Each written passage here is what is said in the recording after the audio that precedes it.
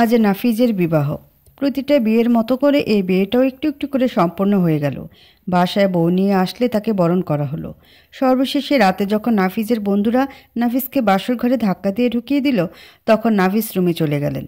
রুমে চলে গিয়ে দেখতে পেলেন তার খাটের উপর একটা লাল পরী বসে আছেন। বাহ, কি সুন্দর করেই না তাকে সাজিয়েছে। ইস, মেয়েদেরকে বিয়ের সাজে যতটা সুন্দর লাগে, এরকম যদি সারাটা জীবনে সুন্দর লাগতো তাহলে কতই না ভালো হতো। নাফিস তার বউয়ের দিকে তাকিয়ে আছেন, আর তার বউ মাথা নিচু করে নতুন বউ এসে কান্না করেই যাচ্ছেন। নাফিস আস্তে করে একটা মুচকি হাসি দিয়ে তার সামনে গিয়ে একটা সালাম দিলেন। আসসালামু আলাইকুম। নাফিজের সালামের শব্দ পেয়ে নিশি বলল, ওয়ালাইকুম আসসালাম। আপনার সাথে আমার কিছু কথা আছে, যদি শুনেন তাহলে বলতে পারি। বাসর ঘরে ঢুকতে না ঢুকতেই বউ বলে কি যে তার নাকি কথা আছে। আজই ব্যাপার তো। আচ্ছা, আগে তো কত কিছুই না শুনতাম যে বাসর ঘরে ঢুকলে নাকি বউ এসে স্বামীর পায়ে সালাম করে, তাকে সম্মান প্রদর্শন করে, কিন্তু কই, আমার ক্ষেত্রে তো কিছুই হলো না। প্রথমে ঢুকে একটি সালাম দিলাম, সে সালামের উত্তর দিতে না দিতে বলল যে আপনার সাথে কথা আছে। কি এমন গুরুত্বপূর্ণ কথা যে ম্যাডাম সেটা আমার বলার জন্য অপেক্ষা করতেছে। দেখি ম্যাডাম কি কথা বলে, একটু কান খাড়া করে শুনি। মনে মনে বললাম, কি হলো, কোথায় হারিয়ে গেলেন? আমার কথাগুলো কি শুনবেন না? ঠিক আছে, বলো। আমি আমার মতো করে কথাগুলো বলবো। জানি না এটা শুনে আপনি কি মনে করবেন। যা মনে করার করেন, এতে আমার কিছু যায় আসে না, তবে কথাগুলো আমার বলতেই হবে। নাফিস বলল, আরে কথাগুলো ঘুরিয়ে পেঁচিয়ে না বলে সোজা বাংলায় বলে ফেলো, তাতেই হবে। আমি আপনাকে স্বামী হিসেবে মেনে নিতে পারবো না। আপনি আমার কাছ থেকে কখনো স্ত্রীর অধিকার নিতে আসবেন না। আপনি আপনার মতো করে থাকবেন আর আমাকে আমার মতো করে থাকতে দিবেন। বাসরাতে এরকম একটা কথা শুনতে হবে, এটার জন্য কোনো ছেলেই বা মেয়ে প্রস্তুত থাকে না।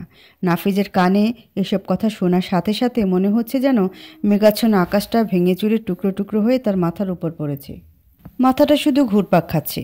চারদিকে কেমন যেন সমস্ত কিছু অন্ধকারের মতো লাগছে। তারপরেও নাফিজ একটু স্বাভাবিক হয়ে তাকে জিজ্ঞাসা করল, তাহলে বিয়েটা করারই বা কী দরকার ছিল? আমাকে যেহেতু তোমার স্বামী হিসেবে মেনে নিতে পারবে না, তাহলে কেন আমায় বিয়ে করার জন্য সম্মতি জানালে? তখন তো তুমি এটাও বলতে পারতে যে আমি এই মুহূর্তে বিয়ে করব না, বা তোমার যদি কাউকে পছন্দ থাকে তাহলে সেটাও তো জানাতে পারতে। এটা কি তখন মনে ছিল না? আর এখন বলতেছে যে তুমি আমাকে স্বামীর অধিকার দিতে পারবে না। কেন এমনটা করতেছো বলো? কেন? ওই দেখ, বেশি প্যাচাল পেরে আমার মাথাটা নষ্ট করে দিবি না, বুঝেছিস? আর হ্যাঁ, আমাকে তুমি করে বলার অধিকার তোর নেই, আপনি করে বলবি। নিশি অনেকটাই রেগে গিয়ে বলল, বারে, এ তো দেখছি মহাগণ্ডী মেয়ে রে। একদম মনে হচ্ছে যেন ব্র্যান্ডের ডেঞ্জারাস মেয়ে।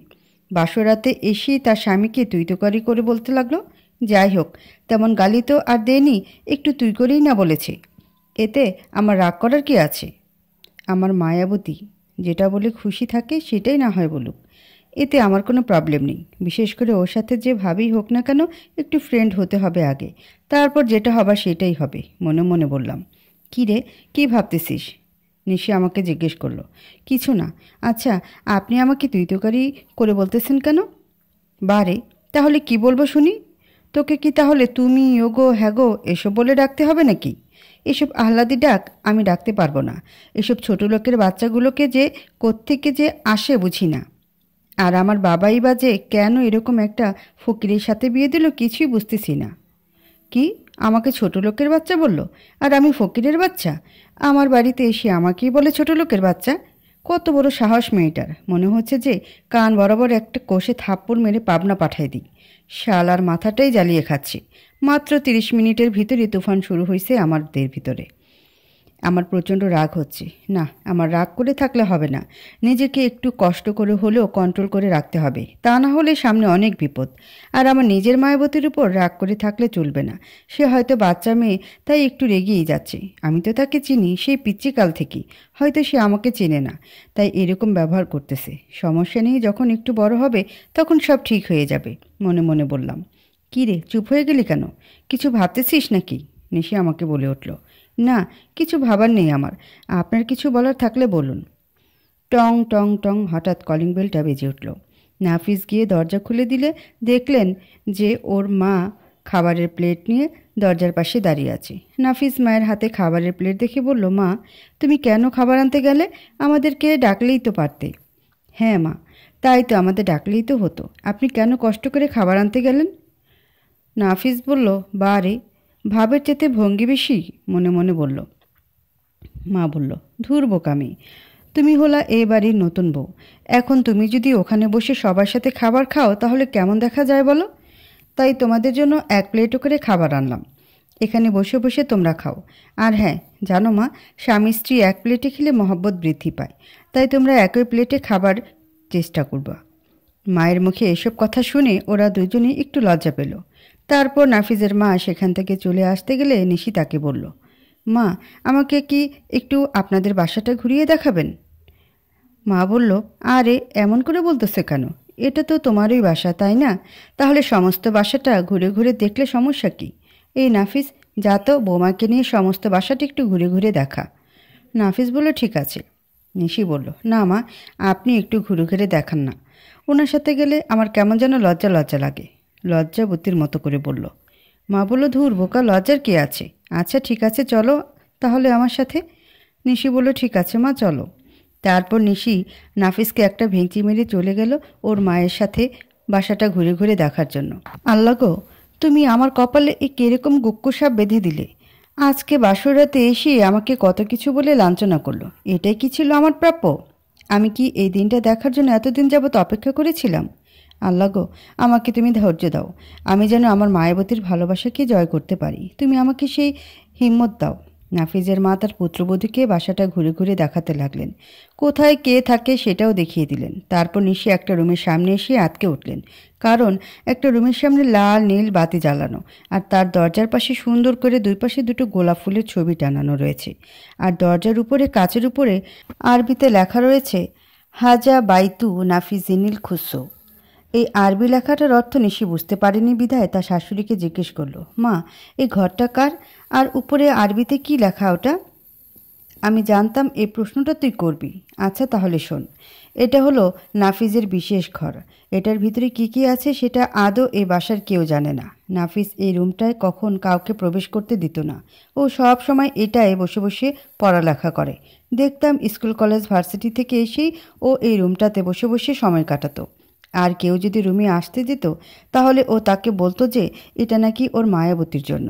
বলতো যে এই রুমটা আমার স্পেশাল রুম, এখানে বিনা অনুমতিতে কারো প্রবেশ নিষেধ। তবে হ্যাঁ, ওর পিচ্চি বোন লাবিবাকে ঢুকতে দিত মাঝে মধ্যে। ওরা দুটো দেখতাম গুনগুন করে কি যেন পরামর্শ করত। আমি জিজ্ঞাসা করলে কিছুই বলতো না। বলতো আমার মায়াবতী আসুক, তারপর না হয় তার কাছ থেকেই শুনে নিও। নিশি বলল, নিশ্চয়ই এর ভিতরে কিছু রহস্য আছে। আমাকে সেটা জানতেই হবে। এই মায়াবতীটাকে, তার কথা আমার শুনতেই হবে। কিছু ভাবতেছো নাকি? মা জিজ্ঞেস করলো। না মা, কিছু না। মা বলল, আচ্ছা মা, তাহলে যাও রুমে গিয়ে শুয়ে পড়ো। আর হ্যাঁ, নাফিজের প্রতি একটু খেয়াল রেখো, কেমন? নিশি বলল, ঠিক আছে মা, আপনি কোনো টেনশন করবেন না, আমি সব সামলে নিব। ধন্যবাদ মা, বেঁচে থাকো, এটাই প্রত্যাশা করি তোমাদের জন্য। তারপর নিশি তার রুমে চলে গেলেন, আর নাফিজের মা সে তার কাজে চলে গেলেন। নিশি রুমে ঢুকে দেখতে পেলেন যে নাফিজ রুমে নেই, আর বালিশের উপর এক টুকরো কাগজ পড়ে আছে, আর কাগজের উপর কিছু একটা লেখা রয়েছে। তারপর নিশি কাগজটা হাতে নিয়ে দেখলেন এবং ভাবতে লাগলেন, এই কাগজে কি লেখা আছে? আমি কি পড়ব? ওনার কি আবার কোনো পার্সোনাল কাগজ নাকি? পড়ব নাকি পড়ব না, ধ্যাত, দেখি পড়ে কি লেখা আছে তাতে। তারপর নিশি কাগজটা মনোযোগ সহকারে পড়তে লাগলেন। এই যে, আমার বাসা কি দেখা শেষ হলো? যদি শেষ হয়ে থাকে তাহলে টেবিলের উপর খাবার রাখা আছে, ফ্রেশ হয়ে আপনি খেয়ে দিয়ে শুয়ে পড়বেন। আর হ্যাঁ, কিছু মনে করবেন না, আমি তরকারিতে একটু ঝাল কম খাই, তাই আমার আম্মু হয়তো ঝাল একটু কম দিয়েছে। ঝালের প্রয়োজন হলে রান্নাঘর থেকে ঝাল নিয়ে আসতে পারেন। নিশি একটু পরে একটা মুচকে হাসি দিল। তারপর আবার পড়তে লাগলো, আর রুমের দরজাটা ভালো করে লক করে শুবেন। আমি অন্য কোনো একটা রুমে ঘুমিয়ে পড়ব, কোনো টেনশন নেবেন না। কখন এই রুমটায় থাকিনি তো, তাই অভ্যেস নেই এখানে ঘুমানোর। আর হ্যাঁ, সাবধানে থাকবেন। বাইরে থেকে যদি কারো কান্নার শব্দ পান বা কেউ যদি কারো নাম ধরে ডাকে তাহলে কান দেবেন না সেদিকে, কারণ এই বাড়িতে না থাক বলবো না। ভয় পেয়েন না, ঠান্ডা মাথায় ঘুমিয়ে পড়ুন। শুভরাত্রি। কাগজটা পড়ে নিশির ভিতরে তুফান শুরু হয়ে গেছে। ভয়ে পাগুলো থরথর করে কাঁপছে। তারপর নিশি বিছানায় গিয়ে শুয়ে পড়লেন। চোখ দুটো কোনো রকম বন্ধ করে মনে মনে দোয়া দুরুদ পড়তে আরম্ভ করে দিলেন। এই রুমটা আমার জন্য স্পেশাল একটি রুম। মন খারাপ হলে আমি এখানেই বসে বসে নীরবতা পালন করি। পড়ালেখা আর লেখালেখি চলে আমার এই রুম বসেই। আমার বাড়ির সবাই হয়তো মনে করে যে এই রুমে কত কিছুই না আছে। আমার তাদের চিন্তাভাবনা দেখে মাঝে মধ্যে খুব হাসি পায়। এই রুমটার ভিতরে কি কি আছে তা একমাত্র আমি আর আমার ঘুষখোর পিচ্চি বোন লাবিবা এই দুজনেই জানি। আছে কি, কিছু টিকটিকি আর কিছু তেলাপোকার বাচ্চা কাচ্চা, এরকমই কিছু। আজ আমার বিয়ে হয়েছে। বাসর ঘরে ঢুকে মায়াবতীর কণ্ঠে শুনতে হলো কিছু কথা। জীবনে কখনো কোনো দিন কোনো সময় কল্পনাও করি নাই যে আজ এই রাতে এরকম একটা কথা শুনতে হবে আমার। আর এরকম কথা কখনই কোনো ছেলে মেয়ে শুনতে চায় না বা শোনার জন্য প্রস্তুত থাকে না। তবে কি করার, কথাগুলো যে তার খুব বলার শখ ছিল, তাই সে রেডিওর মতো বকবক করেছে আর আমি কান পেতে শ্রোতা হয়ে কথাগুলো শুনেছি। যে মায়াবতীর জন্য প্রায় ৬-৭টা বছর অপেক্ষা করলাম, তার মুখে আজ এরকম কথা শুনবো তা কখনো ভেবে উঠতেও পারিনি। যাই হোক, তকদিরে যেটা লেখা আছে সেটাই হবে। এসব নিয়ে অযথা টেনশন করে লাভ নেই। আচ্ছা, আমার মায়াবতীটা এখন কি করতেছে? নিশ্চয়ই নাক ডেকে ঘুমোচ্ছে, তাই না? আর আমি আমার বিশেষ রুমে বসে বসে মশার কামড় খাচ্ছি। বাহ, কী শান্তি!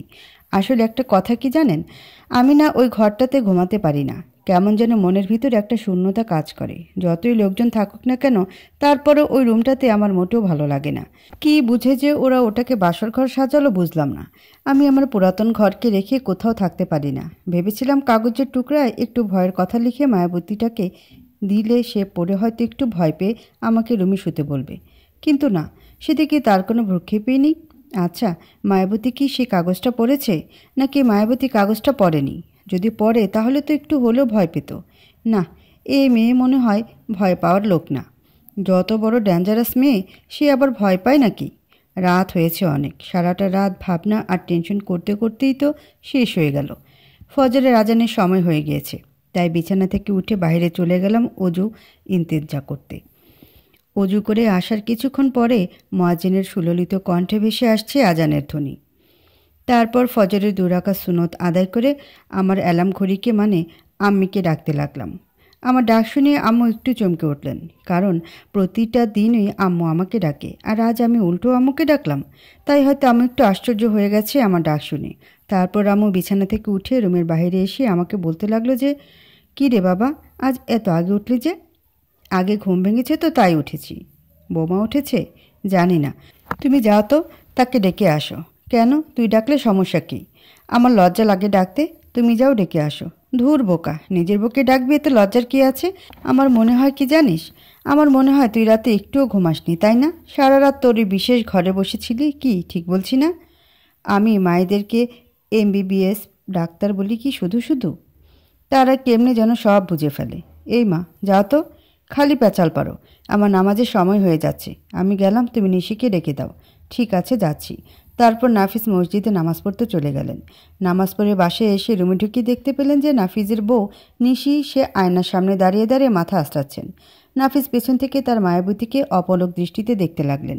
নিশি আয়নায় নাফিজের ছবি দেখে একটু চমকে গিয়ে পিছনের দিকে ফিরলেন। পিছনে ফিরে দেখতে পেলেন যে নাফিস তার দিকে অপলক দৃষ্টিতে তাকিয়ে রয়েছে। তারপর নিশি নাফিসকে ডাক দিয়ে বললেন যে, এই যে হ্যালো, এভাবে কি দেখতেছেন? কই, কিছু না। লুকিয়ে লুকিয়ে মেয়েদের দেখার অভ্যাসটা এখনও গেল না, তাই না? ওই, আমি কবে লুকিয়ে লুকিয়ে মেয়েদের দেখেছি? হ্যাঁ, বারে, এই মাত্রই তো দেখলেন আমাকে। ইস, যে না চেহারা, ওনাকে আবার লুকিয়ে লুকিয়ে দেখতে যাব? খেয়ে দিয়ে তো কাজ নেই আমার। কি? ওই, কি বললি? আপনার চাইতে আমার মায়াবতীটা শতগুণে সুন্দরী। কেবল যে সে আমার সামনে নেই, তা না হলে। তুই জানিস আমার পেছনে কত ছেলে পিছু নিত?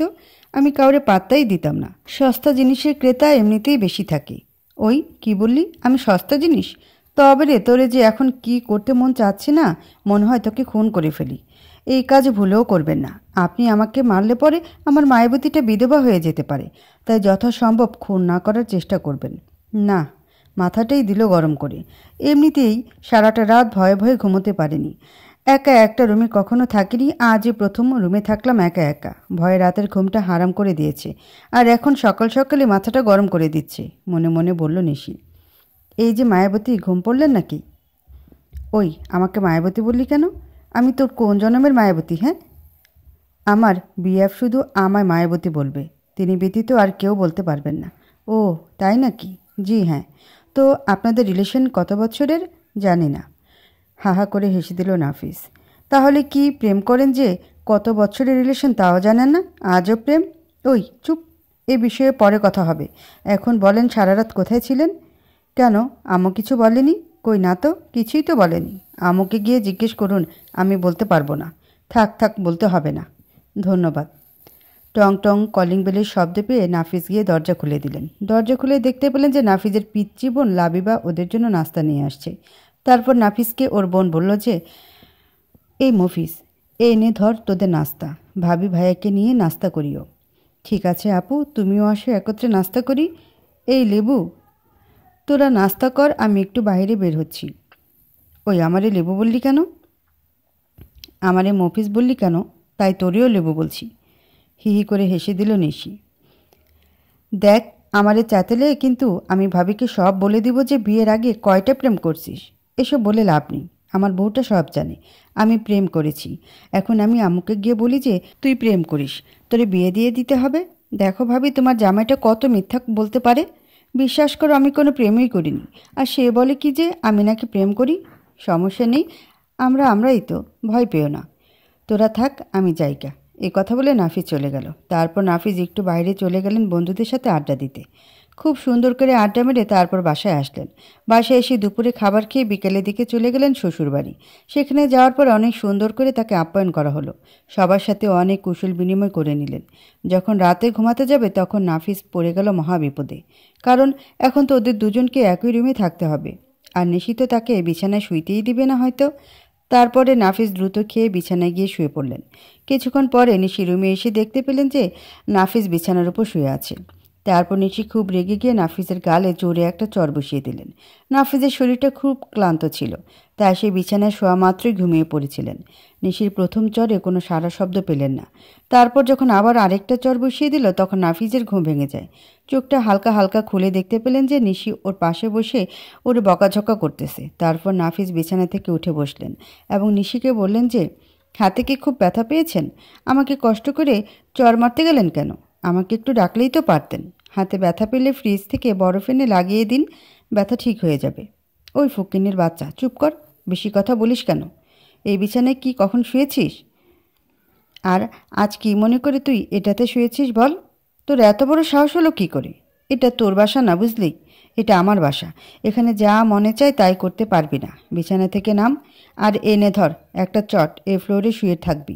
ভুলেও যেন বিছানায় কিংবা সোফায় শুতে না দেখি। তারপর নাফিস বিছানা থেকে নেমে গেলেন। নাফিসের চোখ দুটো ছলছল করছে, মনে হচ্ছে যেন এখনই ঘূর্ণিঝড় শুরু হবে। মাথাটা প্রচণ্ড বেগে ঘুরপাক খাচ্ছে। তারপর নাফিস রুম থেকে বের হয়ে সোজা বাসার ছাদে চলে গেলেন। ছাদের এক কোনায় দাঁড়িয়ে দাঁড়িয়ে আকাশের দিকে তাকিয়ে বলতে লাগলেন, হায় রে, আজ গরিবের ছেলে বলে কি আমাদের কোনো মূল্যই নেই? আমরা এতটাই নিচু মানের হয়ে গেলাম। আমরা কি এমন অপরাধ করি যে আমাদের কোনো মূল্য নেই? তারা বড়লোক দেখে কি আমার উপর এরকম ব্যবহার করবে? না, তারা বললে ভুল হবে। বাসার সকলেই ভালো, তারা আমাকে খুব ভালোবাসে। আমার মায়াবতীটা এরকম দাজ্জাল টাইপের সেটা তো আমি কখনো বুঝিনি। যাই হোক, হয়তো ভালোবাসার মানুষটাকে খুঁজে পাচ্ছে না বিধায় আমার সাথে এরকম আচরণ করতেছে। সেও তো একটা মানুষ আর আমিও তো একটা মানুষ, তাই না? আমরা তো এখন স্বামী স্ত্রী, তাহলে আমাদের মাঝে কেন এত ঝামেলা হচ্ছে? নাফিস এরকম বিভিন্ন চিন্তাভাবনা করতে করতে ওখানে বসে পড়লেন। তারপর কখন যে সেখানে ঘুমিয়ে পড়েছে নিজেও জানে না। সকালে নিশি ঘুম থেকে উঠে নাফিসকে রুমে না পেয়ে সারা বাসা তন্ন করে খুঁজতে লাগলেন, কিন্তু বাসায় কোথাও তাকে পাওয়া গেল না। সকালে নাস্তার সময় হয়ে গিয়েছে। বাসার সকলে খাবার টেবিলে নাফিসের আসার জন্য অপেক্ষা করছে, কিন্তু নাফিস আসতেছে না। নাফিসের না আসা দেখে নিশি অনেকটাই চিন্তিত হয়ে গেলেন। তারপর নিশির মা নিশিকে চিন্তিত দেখে জিজ্ঞাসা করলেন যে, কী রে নিশি, জামাই কোথায়? এখন আসতেছে না কেন? জানি না, সেই সকালে বের হলো, এখন তো আসেনি। মিথ্যা বললাম। নাফিস যে রাতে বের হয়েছে সেটা যদি জানে তাহলে তো আমার খবর আছে। কি বলিস এসব? নাকি বাজার করতে চলে গেল? হয়তো তাই হবে, কিন্তু আমাদের কে না জানিয়ে কোথায় গেল? আমি আবার কই যাব? এই তো আমি আসছি। নাফিজের কথা শুনে সবাই ওর দিকে তাকালো। নাফিসকে দেখে সবাই হা করে তাকিয়ে আছে, মনে হচ্ছে যেন কোনো জীবজন্তু বাসায় চলে আসছে। কারণ নাফিজের চোখ দুটো এবং গাল ফোলা এবং চোখ দুটো লাল হয়ে রয়েছে, আর তার মুখে কিসের যেন গোটা উঠেছে। নাফিসকে দেখে মনে হচ্ছে যেন জঙ্গল থেকে কোনো এক প্রাণী উঠে এসেছে। তারপর সকলে নীরবতা ভেঙে নিশির মা তাকে জিজ্ঞাসা করলো, জামাই, তোমার চোখ মুখ ফোলা কেন? আর তোমার মুখে কিসের দাগ এগুলো? আর এতক্ষণ কোথায় ছিলে? সব প্রশ্ন একত্র করলো। কোথাও যায়নি, আমি তো বাসার ছাদেই ছিলাম। সেটা না হয় বুঝলাম, কিন্তু সেই সকাল থেকে ছাদেই ছিলা, আর ছাদে ছিলা ভালো কথা, কিন্তু তোমার এরকম অবস্থা হলো কি করে? আম্মু, আমিই বলি। দুলাভাই মনে হয় বলতে লজ্জা পাচ্ছে, নিশির বোন বলল। এই রে, এইবার তো মরছি তাহলে, নাফিস বলল। ঠিক আছে, বল। দুলাভাই রাতে ছাদেই ঘুমিয়েছিল মনে হয়, কারণ আমি যখন ফজরের নামাজ পড়ে ছাদে উঠেছিলাম তখন দেখতে পেলাম যে দুলাভাই দেয়ালের সাথে পিঠ লাগিয়ে নাক ডেকে ঘুমাচ্ছেন। তারপর আমি তাকে কয়েকবার ডেকেছিলাম, কিন্তু সে আমার কোনো ডাক শুনেইনি, তাই আমি তখন সেখান থেকে চলে আসছিলাম। তারপর যখন একটু আগে আবার ছাদে গেলাম তখনও দেখি যে সেই জায়গায় ঘুমাচ্ছে, চোখ দুটো ফুলে রয়েছে, গালে মনে হয় মশার কামড় দিয়েছে, তাই সে মশার কামড়ের গোটা উঠে রয়েছে। তারপর আমি তাকে ডাক দিলাম, তখন আমার ডাকে সে উঠে পড়ে ঘুম থেকে। নিশির বোনের কথা শুনে সবাই নিশির দিকে তাকিয়ে রয়েছে। তারপর নিশির বাবা নিশির দিকে তাকিয়ে বলল যে, কী রে নিশি, জামাই রাতে ছাদে ছিল কেন? তুই কি তাকে কিছু বলেছিস নাকি? নিশি নিশ্চুপ। আঙ্কেল, আসলে রাতে প্রচণ্ড গরম পড়ছিল তো, তাই আমি গরম সহ্য করতে না পেরে ছাদে চলে গিয়েছিলাম। সেখানে দক্ষিণা হাওয়ার ফুরফুরে বাতাসের স্পর্শ পেয়ে আমার প্রচণ্ড ঘুম চলে আসে, তাই আমি ওখানেই ঘুমিয়ে পড়েছিলাম। নিশিকে বকাঝকা করেন না, ওর কোনো দোষ নেই। ও আমাকে রাতে বলেছিল যে এত রাতে ছাদে যেও না, সমস্যা হতে পারে। আমি তার কোনো কথা না শুনে ছাদে চলে যাই। কি করব বলেন, আমার গরম একদমই সহ্য হয় না। আমার মায়াবতীকে কেউ কষ্ট দিক সেটা আমি কখনো চাই না, তার জন্য আমি হাজারো বকা শুনতে রাজি। তাই তো আজ মায়াবতীর জন্য একটু হলেও মিথ্যা বলতে হলো। মা বলল, আচ্ছা বাবা, ঠিক আছে, এখন নাস্তা করো, বেলা অনেক হয়েছে। আর হ্যাঁ নিশি, তোর খাওয়া শেষ হলে জামাইয়ের মুখে স্যাভলন দিয়ে দিস। নিশি বলল, ঠিক আছে মা। তারপর নাফিস ওয়াশরুম থেকে ফ্রেশ হয়ে এসে নাস্তা করে নিলেন। তারপর নাস্তা করে তাদের রুমে চলে গেলেন। রুমে গিয়ে নাফিস কোথায় বসবে ভেবে পাচ্ছে না, কারণ নিশি তো তাকে নিষেধ করেছিল খাটে আর সোফাতে শুতে, তাই নাফিস সেই সূত্র অনুযায়ী বসলেনও না। নাফিস বাসার বেলকুনিতে গিয়ে একটা চেয়ার টেনে বসে রইলেন আর মনে মনে কী যেন চিন্তা করতে লাগলেন। সেটা নাফিসই ভালো জানে। কিছুক্ষণ পরে নাফিস বুঝতে পারলেন যে কে যেন তার পিছনে দাঁড়িয়ে আছে। নাফিস পিছনে তাকিয়ে দেখলেন যে নিশি দাঁড়িয়ে আছে এবং হাতে একটা স্যাভলনের বোতল। তারপর নাফিস চেয়ার থেকে উঠে নিশিকে বললেন যে, আসলে সরি, কিছু মনে করেন না। হ্যাঁ, আমার শরীরটা খুব ক্লান্ত তো, তাই আপনার অনুমতি ব্যতীত চেয়ারে বসলাম। কিছু মনে করেন না, আপনি বসে পড়ুন, আমি না হয় ওই ছাদে কিংবা অন্য কোথাও গিয়ে বসে নিব। এই বলে নাফিস হাঁটা শুরু করলেন। আরে স্যাভলনটা লাগাবেন না? গরিবদের এসবের কোনো প্রয়োজন নেই, আর আমাদের মশা মাছির কামড় খাওয়ার অভ্যেস আছে। নাফিজ আর কোনো কথা না বাড়িয়ে সিঁড়ি বেয়ে নেমে বাসার বাইরের দিকে চলে যেতে লাগলেন। নাফিজের কথা শুনে নিশি নিজেকে খুব বকা দিতে লাগলেন। তারপর পিছন থেকে নাফিসকে ডাকতে গিয়েও কি মনে করে যেন ডাকলেন না। নাফিজের চলে যাওয়া দেখতে লাগলেন যে সে কোথায় যায়। নিশি বিলকুনিতে দাঁড়িয়ে লক্ষ্য করলেন যে নাফিস বাসার বাইরে চলে গেলেন। নিশিদের বাসার সামনেই একটা চায়ের দোকান, তাই নাফিস সেই চায়ের দোকানটার সামনে গিয়ে বসলেন আর কিছু একটা হয়তো ভাবতেছেন। তারপর কিছুক্ষণ পরে একটা ভিক্ষুক এসে নাফিসের কাছে হাত পাতলেন। নাফিস সেই ভিক্ষুকটার হাত ধরে তার পাশে বসালেন। তারপর দুজন মিলে কিছুটা বিস্কিট খেতে লাগলেন। ভিক্ষুকটার সাথে নাফিস অনেক কথাবার্তা বললেন। ভিক্ষুকটা খুশি হয়ে নাফিসের জন্য মন খুলে দোয়া করে চলে গেলেন। এই দৃশ্যটা নিশি তার বেলকুনিতে দাঁড়িয়ে দাঁড়িয়ে দেখতেছিলেন। তারপর যখন ভিক্ষুকটা চলে গেলেন তখন নিশি বাসা থেকে বের হয়ে নাফিসের সামনে এসে দাঁড়ালেন এবং নাফিসকে বললেন যে, আপনি এখানে চা খেতে আসছেন কেন? কিছু না বলে হাঁটা ধরলেন সামনের দিকে নাফিস, এবং নিশিও তার পেছনে হাঁটতে লাগলেন। দোকান থেকে কিছু দূর যাওয়ার পরে একটা নিরিবিলি জায়গায় এসে নাফিস দাঁড়ালেন এবং তার পাশেই নিশিও দাঁড়িয়ে আছেন। এবার নাফিস বলে উঠলেন যে, কী যেন বলতেছিলেন? এখন বলেন কি বলবেন। আমি এখন আপনার সমস্ত প্রশ্নের উত্তর দিব। ওই দোকানে এসে চা খেলেন কেন? তাহলে কই খাবো? দোকান ছাড়া তো আমাদের মতো গরিবরা কোথাও চা খেতে পারে না। আমরা যেমন পরিবারের তেমন লোকদের সাথে চা খেতে পছন্দ করি। আমাকে বলতেন, আমি না হয় চা বানিয়ে দিতাম। আপনাকে বলতে হতো না। আমার তখন চা খেতে ইচ্ছা হলে আমি নিজেই বানিয়ে খেতে পারতাম। আমার চা খাওয়ার কোনো ইচ্ছাই ছিল না এখন, কেবল যে ওই আঙ্কেলের জন্যই খেলাম। তা না হলে আমি এখন চা খেতাম না। আমার চা খাওয়ারও রুটিন আছে। আচ্ছা, আপনি ওই ভিক্ষুকটার সাথে চা খেলেন কেন? বাসার কেউ যদি এটা দেখতো তাহলে আমাদের মানসম্মানের হানি হতো, সেটা কি জানেন? কি বললেন? মানসম্মান? হাসালেন। খুব হাসি পাচ্ছে আপনার কথা শুনে। রাস্তা দিয়ে একটা ভিক্ষুক ক্ষুধার্ত অবস্থায় কাঁচাচ্ছে, যে লোকটা দুদিন ধরে কিছু খেতে পারে না, যে লোকটা অসহায় হয়ে মানুষের কাছে হাত পাচ্ছে। ক্ষুধার তীব্র যন্ত্রণায় লোকটার কষ্ট হচ্ছে। মানুষের কাছে হাত পাতলে তাকে সকলে তাড়িয়ে দিচ্ছে ভিক্ষুক বলে। এই লোকটাকে আমি যদি পাশে বসিয়ে দুমুঠ খাবার খাওয়াই, এতে কি আপনাদের মানসম্মানের হানি হবে? কই, আমার তো কোনো কিছু মনে হলো না। আপনি কি এক নাগারে 2 দিন কখনো না খেয়ে থাকতে পারবেন? কখনো কি ক্ষুধার যন্ত্রণায় ভুগেছেন? কখনো ভোগেননি বিধায় গরিবের মনের কষ্টটা আপনাদের মতো ধনীরা বুঝতে পারে না। আপনারা জন্মের পর থেকে খেয়ে আসছেন কুরমা পোলাও, তেহারি, বিরিয়ানি। কখনো এক মুঠো পান্তা ভাত আর সাথে কাঁচামরিচ খেয়ে দেখেননি? যদি দেখতেন তাহলে বুঝতেন একটা গরিব কতটা কষ্টে থাকে। আপনারা সবসময় গরিবদেরকে ঘৃণার চোখেই দেখে গেলেন, কখনো তাদেরকে ভালো নজরে দেখলেন না। আমি একটা গরিব বাবার ছেলে, তাই আমি তাদের জ্বালা যন্ত্রণাটা বুঝি। মানুষ ইচ্ছা করে কখনো কারো কাছে হাত পাতে না, তখনই সে আরেকজনের কাছে হাত পাতে যখন সে কোনো অভাব অনটনের ভেতরে থাকে। তাই তাদের পাশে এসে দাঁড়ানো প্রতিটা লোকেরই কর্তব্য। আপনারা নিজেদেরকে নিয়ে অনেকটা অহংকার করেন। আপনি কি জানেন অহংকার পতনের মূল? আল্লাহ না করুক, এখন আপনি যেরকম করে অহংকার করতেছেন, এখন যদি আল্লাহ নারাজ হয়ে আপনাদের ধন সম্পদ তুলে নেয়, তখন তখন কি হবে ভেবে দেখেছেন? আল্লাহ চাইলে সবই করতে পারেন, আল্লাহ সবই সহ্য করতে পারেন, কিন্তু তার সাথে কাউকে শরিক করা এবং নিজেকে নিয়ে অহংকার করা এগুলো পছন্দ করেন না। অহংকার হলো আল্লাহর চাদর, তাই তার চাদর ধরে কেউ টানাটানি করলে আল্লাহ সহ্য করতে পারেন না। তাই আমি আপনাকে এতটুকুই বলবো যে মানুষকে কখনো ছোট চোখে দেখবেন না। নদীর জল যতই ঘোলা হোক না কেন, আগুন নেভানোর সময় কিন্তু ওই ঘোলা জলও কাজে লাগে। তাই বলছি, সব সময় গরিব অসহায়দেরকে সম্মান করুন, তাদের সাথে সদাচরণ করুন। বিপদের সময় দেখবেন এই গরিব লোকগুলোই আপনাকে সাহায্য করবে। তাদেরকে ভালোবাসুন, দেখবেন তাদের দোয়ার বরকতেই আপনি কামিয়াবি হতে পারবেন। আর গরিব অসহায়দের দোয়া কখনো বিফলে যায় না। আর অহংকার করা থেকে বিরত থাকুন। আর হ্যাঁ, দুপুরের খানা খেয়ে আমি আমাদের বাসায় চলে যাব। আপনি যদি যেতে চান তাহলে যেতে পারেন, আর যদি না যান, আপনার বাবার রাজমহলে থাকেন, তাহলে সেটা আপনার ব্যাপার।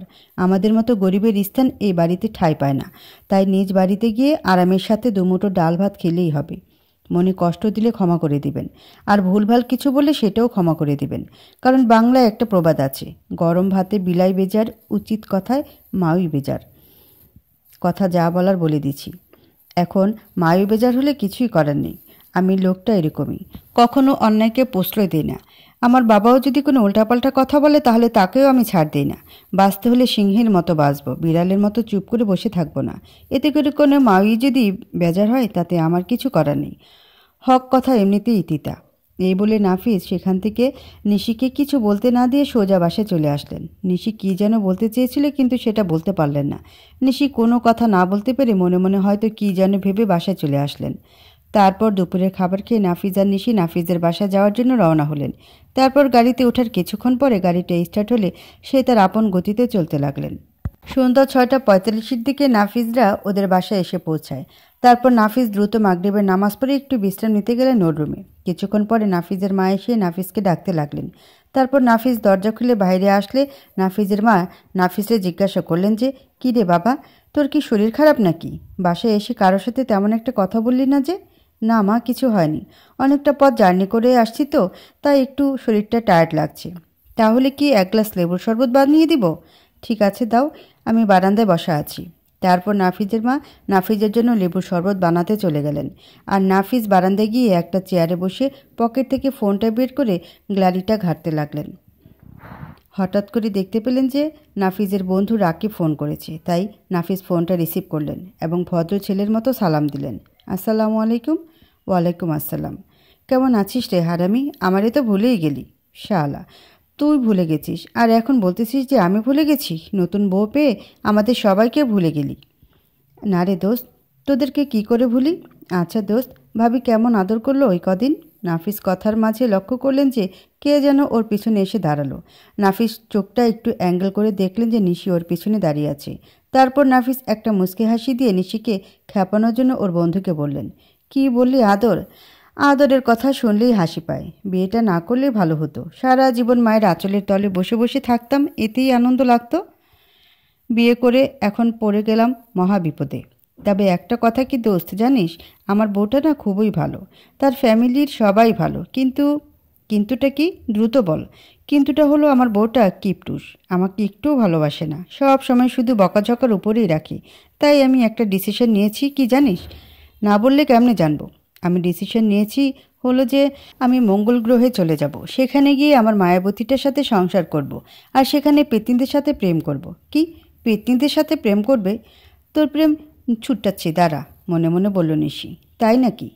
নাফিস রাকিবের সাথে অনেক দুষ্টামি করতেছে আর নিশি পেছনে দাঁড়িয়ে দাঁড়িয়ে সব শুনতেছে। তারপর নাফিস কথার মাঝে তার মাকে ডাক দিলেন। ও মা, তুমি কি ঘুমিয়ে পড়ছো নাকি? আমার লেবু শরবতটা কই? নাফিসের ডাক শুনে নিশি ওর সামনে এসে দাঁড়ালেন আর বললেন যে, এ নিন আপনার শরবত। এই রাকিব দোস্ত, ফোনটা রাখতো, আমি একটু পরে কালাম ভাইয়ের দোকানে আসতেছি, তোরা থাকিস ওখানে। কালাম ভাইয়ের দোকানে ওরা সবসময় আড্ডা দেয়। ঠিক আছে, দ্রুত আসিস। তারপর নাফিস ফোনটা রেখে দিল এবং নিশিকে বললেন যে, আরে আপনি কেন কষ্ট করতে গেলেন? আমি তো আম্মুকে বলেছি শরবত বানাতে, আপনি কেন বানিয়ে নিয়ে আসলেন? আপনি আমার হাজব্যান্ড না, তাই এনেছি। কথা না বাড়িয়ে নিন, শরবত খান। তারপর নাফিস শরবতটা একেবারে খেয়ে ফেললেন। নাফিজের খাওয়া দেখে নিশি ওরে বলল যে, আপনি শরবতটা খেয়ে ফেললেন, একটু কি যাচাই বাছাইও তো করতে পারতেন। আমি যদি এটার ভিতরে কোনো ভেজাল জিনিস মিশিয়ে দিতাম। তার কোনো প্রয়োজন নেই। আমি জানি আমার মায়াবতী আমার সাথে খারাপ ব্যবহার করতে পারে, কিন্তু এমন কিছু করবে না যেটা করলে আমার বড় ধরনের কোনো দুর্ঘটনা ঘটে যায়। আমি আপনাকে বিশ্বাস করি খুবই, শুধু আপনাকেই নয়, আমি সবাইকে বিশ্বাস করি। কিন্তু কেউ বিশ্বাসঘাতকতা করলে কি করার আছে? উনি আমাকে এত বিশ্বাস করে নাকি মিথ্যা বলতেছে? আচ্ছা, আপনি তাহলে থাকুন, আমি একটু টাইম পাস করে আসি বাহির থেকে। কই যাবেন? কই আর যাব, প্রেম করতে যাব। আপনি আপনার বিএফের সাথে কথা বলুন গিয়ে, আমি আমার জিএফদের কাছে যাই। বাসায় বউ রেখে জিএফদের কাছে যাবেন কেন? আমি কি দেখতে কম সুন্দরী নাকি? ব্যাপারটা তো ভালো মনে হচ্ছে না, নিশ্চয়ই মনের ভিতর কোনো শয়তানি আছে, মনে মনে বলল নাফিস। কি হলো, কি ভাবতেছেন? আচ্ছা বলুন তো, এখন নতুন করে কি কোনো নাটক সাজাচ্ছেন নাকি আমাকে বাসা থেকে বের করার প্ল্যান করছেন? জি না, ওরকম কোনো কিছু না, এমনি বলেছি। আমার মতো সুন্দরী বউকে রেখে কোথায় যাবেন? কি সুন্দরী বউ না ছাই? মনে হচ্ছে যেন দাজ্জালের খালাতো বোন। কি, আমি দাজ্জালের খালাতো বোন? আপনি থাকেন আপনার বিএফের সাথে কথা বলুন গিয়ে, আমি চললাম, ব্যাস। এই বলে নাফিস হাঁটা শুরু করলো আর নিশি ওখানে দাঁড়িয়ে দাঁড়িয়ে মনে মনে নাফিসকে গালি দিতে লাগলো। তারপর নাফিস চলে আসলেন ওর বন্ধুদের সাথে আড্ডা দিতে কালাম ভাইয়ের দোকানে। এখানে এসে দেখেন যে কয় হারামি এক জায়গায় বসে রয়েছে। ওদের মধ্যে ছিল তামিম, রাজ, রাকিব আর খালিদ। নাফিস গিয়ে তামিমের পেছনে একটা থাপ্পড় দিয়ে বললেন, কী রে হারামি, কেমন আছিস? শালা, এত জোরে কি কেউ থাপ্পড় মারে? ব্যথা পেয়েছি। এতক্ষণ তাহলে তোমার আসার সময় হলো, তাই না? রাজ বলল, কি আর করবে, সারাদিন বউয়ের আঁচলের তলে বসে বসে ওম দেয়। নাফিস বলল, দেখ ভাই, মিথ্যা বলিস না, তাহলে কিন্তু তোরা কোনোদিন বাবা হতে পারবি না। তামিম বলল, কি মিথ্যা বলেছি? হ্যাঁ। নাফিস বলল, কোনটা সত্য বলেছিস সেটা বলতো। তোর এক একটা যা বলে সবই তো মিথ্যা। উদাহরণ এই দেখ, রাজ বলল কি যে আমি নাকি সারাদিন আমার বউয়ের আঁচলের তলে বসে থাকি। এটা কি সত্য কথা বল? এটা 100% ডেটল শিওর মিথ্যা কথা। রাজ বলল, তাহলে সত্যটা কি হবে? নাফিস বলল, আরে ভাই, আমার বউ তো শাড়ি কাপড় পরতেই পারে না, তাহলে আঁচলের তলে কি করে বসে থাকি বল? আমার বউ পরে হলো 3 পিস, এখন কি 3 পিসের নিচে বসা যায়? খালিদ বলল, ধুর মিয়া, তোমার সাথে মস্করাও করতে পারি না, শুধু ভুল ধরো। নাফিস বলল, ব্যাকরণ মেনে দুষ্টামি করতে হবে। এই ধর, ওখানে এই কথাটা না বলে যদি বলতি যে সারাদিন বাসায় বসে বসে বোর বকা শুনিয়ে দিন পার করে, তাহলে কথাটা ঠিক হতো। যাই হোক, যা বলার বলেছিস, এবার বল তোদের কি খবর? তোদের এলইডিদের কি খবর? রাকিব বলল, বস, তুমি তো তোমার এলইডিকে পেয়ে গেছো, এবার আমারটা না হয় একটু পাওয়াই দাও। নাফিস বলল, কোনটা রে, লামিয়াকে নাকি? ওটা ছাড়া তো আর কেউ নেই, সব সময় মতো ওরে নিয়ে এসে পড়ে থাকে। টেনশন করিস না, সময় মতো সবই ঠিক হয়ে যাবে। তারপর নাফিসরা কালাম ভাইয়ের দোকানে অনেকক্ষণ যাবৎ আড্ডা মেরে যার যার বাসায় চলে গেল। নাফিস বাসার সামনে এসে দেখলেন যে নাফিজের আম্মু হাতে একটা লাঠি নিয়ে বসে রয়েছে। তারপর নাফিস ওটা দেখে একটি মুচকি হাসি দিয়ে ওর আম্মুকে বলল, এ মেরে আম্মা যান, তুমি এখানে লাঠি নিয়ে বসে রয়েছো কেন? ছোটোবেলার অভ্যাসটা গেল না, তাই না? বাসায় বউ রেখে কি কেউ এত রাত পর্যন্ত বাইরে থাকে? তোমারে তো ছোটোবেলার অভ্যাসটা গেল না। আমি এত বড় হয়ে গেছি, কদিন পর বাবা হব আর তুমিও দাদি হবে, আর এখন তুমি আমাকে পিটানি দেওয়ার জন্য বসে রইছো? এটা তো কুটিকালেও করতা। আমি কোথাও গেলে এরকম লাঠি নিয়ে বসে থাকতে আমাকে পিটুনি দেওয়ার জন্য। ভাগ্যিস কোনোদিন পিটানি দিতে পারোনি, তার আগে দৌড়ে পালিয়েছি। এই রে কি বলে ফেললাম। প্রতিটা সন্তানই তার বাবা মায়ের কাছে ছোট্ট বাবু, বুঝলি? এটা এখন বুঝবি না, কদিন পরে বুঝবি যখন বাবা হবি। হয়েছে হয়েছে, আর বলতে হবে না, এবার চলো ভাত খাবো। আমি কেন যাব? বৌমা খায়নি, বলল তুই আসলে নাকি খাবি, তাই তোর জন্য অপেক্ষা করতেছে, যা বৌমারে নিয়ে খেতে বস। আনিফার দাদা কোথায়? সে কি খেয়েছে? ওই আনিফাকে? এই না মানে আমার মেয়ে হলে ওর নাম রাখবো আনিফা, তাই বললাম ওর দাদা কই মানে আমার বাবা। ধুর বোকা ছেলে, যা শর্ত এখান থেকে। তোর বাবা খেয়েছে, নাক ডেকে ঘুমোচ্ছে এখন। আর আমার শত্রু ওরফে বন্ধুটা কোথায়, মানে আমার বোন? নিশির সাথে গল্প করতেছে মনে হয়। এই যা তো এখান থেকে, শুধু প্যাচাল পারতেছে। ঠিক আছে, যাচ্ছি। তারপর নাফিস রুমে চলে গেলেন। সেখানে গিয়ে দেখলেন যে নিশি আর লাবিবা বসে বসে গল্প করতেছে। তারপর নাফিসকে দেখে লাবিবা বলল যে, এই মদন, তোর আসার সময় হলো এখন? দেখ কটকটি, তোরে এত লেকচার দিতে পারবো না। আমি এখন ঘুমাবো, আমার মাথা ব্যথা করতেছে। এই বলে নাফিস সোফায় শুয়ে পড়ল। কি রে, ডিনার করবি না? ভাবি তোর জন্য বসে রয়েছে, আর তুই তোর ভাবিকে নিয়ে ডিনার কর গিয়ে। আমার খেতে মন চাচ্ছে না। নিশি বলল, একটা লাঠি আনো তো লাবিবা। কেন ভাবি, লাঠি দিয়ে কী করবা? ভাত না খেলে পিটিয়ে খাওয়াবো তোমার ভাইয়াকে। ঠিক আছে, যাচ্ছি। এরকম ভাবিই দরকার, বলল লাবিবা। খবরদার, এই কাজ ভুলেও করতে যাবি না, চুপচাপ ঘুমাতে যা। আমি খাইতে যাচ্ছি। এই তো গুড বয়, নিশি বলল। তারপর নাফিস ডিনার করতে চলে গেলেন। নাফিস কাজ কামে একটু চালু, তার খানা খেতে সর্বোচ্চ 5 মিনিট লাগে। তাই তিনি দ্রুত খেয়ে রুমে চলে আসলেন আর মনে মনে ভাবতে লাগলেন, মায়াবতী সেই পুরানো দুষ্টমিটা আজ ফুটে উঠল। ইস, আমাকে শাসন করাটা না খুবই ভালো লাগে। মায়াবতীটা যদি আমাকে সারা জীবন তার বুকে মাথা রেখে ঘুমাতে দিত তাহলে কতই না ভালো হতো। আমি মায়াবতীর কোনো কথায় রাগ করি না, শুধু অপেক্ষাই করি যে কখন আমার মায়াবতীটা আমাকে একটু ভালোবাসবে। জানি না সেই অপেক্ষা কবে বাস্তবায়ন হবে। তারপর নাফিস সোফায় শুয়ে পড়লেন। ঠিক তখনই ওর মনে একটা দুষ্টুমি বুদ্ধি আসলো। নাফিস পকেট থেকে ফোনটা বের করে নেট থেকে কিছু ভূতের রিংটোন ডাউনলোড করে নিলেন। তারপর মোবাইলে অ্যালার্ম টোন হিসেবে একটা ভূতের রিংটোন সেভ করে দিলেন। অ্যালার্মটা 12টার পর থেকে 20 মিনিট পর পর বেজে উঠবে সেই সিস্টেম করে রাখলেন। তারপর নিশি রুমে ঢোকার আগে ফোনটা খাটের তলে রেখে দিলেন, যাতে করে রাতে যেন ওটা বেজে উঠলে নিশি ভয়ে নাফিসকে গিয়ে জড়িয়ে ধরবে। এই প্ল্যান করে রেখেছে। আপনারা যেন আবার নিশিকে বলে দিয়েন না যে ওর খাটের নিচে বিপদ সংকেত রয়েছে, তাহলে কিন্তু বাস খাবো। কিছুক্ষণ পরে নিশি রুমে আসলে নাফিস সোফা থেকে নেমে দরজা দিয়ে বের হতে লাগলেন। ঠিক তখনই নিশি নাফিসকে বলল যে, এই যে মশাই, কই যাচ্ছেন? বারে কই যাব? আমি আমার বিশেষ রুমে যাব ঘুমোতে। কোথাও যেতে হবে না, এই রুমেই থাকবেন। আমার ভয় লাগে এখানে ঘুমাতে। আর তাছাড়াও আমি একটা অপরিচিত মেয়ের রুমে কী করে ঘুমাই বলেন? ওই, আমি অপরিচিত মেয়ে হলাম কবে? আমি না আপনার বউ, তাহলে বউয়ের রুমে ঘুমাতে সমস্যা কী? সেটাই তো কথা। আপনি যেহেতু আমার বউ, তাহলে বউর পাশে ঘুমাতে সমস্যা কী? আচ্ছা ঠিক আছে, আমি তাহলে আমার বউর পাশেই ঘুমাবো। একদম মেরে ফেলবো। আপনি সোফায় ঘুমাবেন আর আমি বিছানায় ঘুমাবো, ঠিক আছে? কেন বিছানায় ঘুমাই? প্রয়োজনে আপনার আর আমার মধ্যে বাংলাদেশ আর নোয়াখালীর মাঝের বর্ডার দিয়ে নিব। একদম মার দেব কিন্তু আর একবার বিছানায় শুতে চাইলে চুপচাপ সোফায় ঘুমিয়ে পড়ুন, নিশি বলল। ঠিক আছে ম্যাম, তাই হবে। আমার বাড়ি, আমার ঘর, আমারে দিয়ে ঢেকি ঘর। একটু পরে বুঝবা মজা, নাফিস বলল। তারপর নাফিস একটা কাঁথা আর বালিশ নিয়ে সোফায় শুয়ে পড়লেন। আর সে খুশির ঠেলায় এই গরমের ভিতরে কাঁথা মুড়ি দিয়ে হাসতে হাসতে ঘুমিয়ে পড়লেন।